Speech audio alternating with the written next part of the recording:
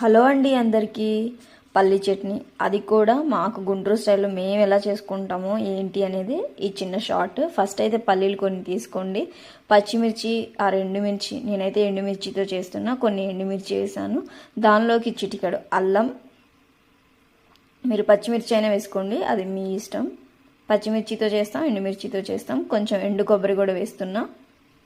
చాలా చాలా బాగుంటుంది. మనం టిఫిన్లోకి ఈ పల్లీ చట్నీ అయితేనే బాగుంటుంది. కొంచెం ఒక రెమ్మ చింతపండు వేసా, రుచికి సరిపడా సాల్ట్ వేసేసాను. ఇంకా వాటర్ కొన్ని తీసుకొని మిక్సీ వేసేసుకోవడమే.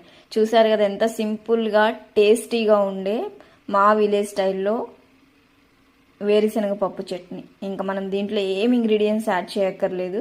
చాలా చాలా టేస్టీగా ఉంటుంది. మా సైడ్ అయితే అందరూ ఇదే చేసుకుంటారు. ఇడ్లీలోకి, దోశల్లోకి, గారెల్లోకి, ప్రతి దానిలోకి చట్నీస్ కింద ఇదే యూస్ చేస్తాం అనమాట. ఇంకెందుకు ఆలస్యం, మీరు కూడా